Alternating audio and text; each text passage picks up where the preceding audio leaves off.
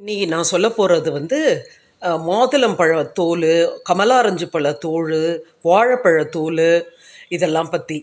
உங்களுக்கு பொதுவாகவே தெரியும், மாதுளம்பழம் சாப்பிட்றதுனால ஹீமோகுளோபின் லெவல் லேடிஸ்க்கு அதிகரிக்கிறதோட அவங்களுக்கு யூட்ரஸ் ரிலேட்டட் ப்ராப்ளம் இல்லாமல் சரியாகும்.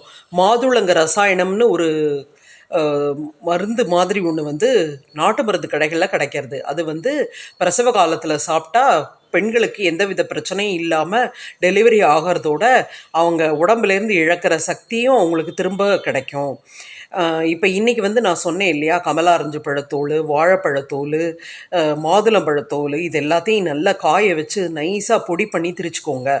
அதுக்கப்புறம் அதை வந்து நல்லா மிக்சியில் போட்டு நல்லா கிரைண்ட் பண்ணி பவுடராக அரைச்சிக்கோங்க. அந்த அரைச்ச பவுடரோட கொஞ்சம் யோகர்ட் இல்லைன்னா கொஞ்சம் தேன், கொஞ்சம் ரோஸ் வாட்டர், அதாவது பன்னீர், யோகர்ட், பன்னீர், ரோஸ் வாட்டர் இதில் ஏதாவது ஒன்றை மிக்ஸ் பண்ணி அதை வந்து ஃபேஸில் அப்ளை பண்ணிங்கன்னா இது எல்லாத்துலேயும் இந்த தொலிகள்லாம் வந்து ஆன்டி ஆக்சிடென்ட்ஸ் நிறைய இருக்குது. பிக்மெண்டேஷனை ரெடியூஸ் பண்ணும். அதுக்கப்புறம் கொலாஜன் லெவல்ஸை இன்க்ரீஸ் பண்ணும். அப்புறம் வந்து ஏஜிங் ப்ராசஸை வந்து டிலே பண்ணும். உங்களுக்கு வந்து ஃபைன் லைன்ஸ் வருது இல்லையா, வயசான முகத்தில் மெல்லிய கோடு வர மாதிரி இருக்கும்.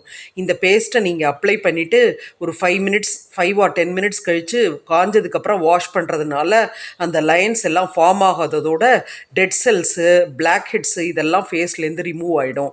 அதனால் நீங்கள் எந்த பழம் வாங்கினாலும் அந்த தோலை வந்து தூர போடாதீங்க.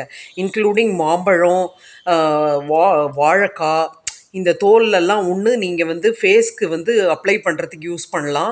அல்லது அதை வந்து நல்ல தண்ணீரில் ஊற வச்சு ஒரு 4-5 நாள் கழித்து செடிகளுக்கு கொடுக்கலாம். இதனால் செடிகளில் வந்து தேவையான சத்து, அதாவது magnesium, phosphorus, calcium, potassium, manganese, bauxite போன்ற சத்துக்கள் கிடைக்கிறதோட உங்களுக்கு வந்து செடிகளுக்கு வந்து நல்ல பூ பூக்கவும் மொட்டு உதிராமவும் இருக்கவும் இந்த பொடி வந்து ஹெல்ப் பண்ணுறது. அதனால் எந்த காய் கட் பண்ணாலும் சரி, எந்த பழம் வாங்கினாலும் சரி, அதோட தோலை வந்து தூர போடாதீங்க.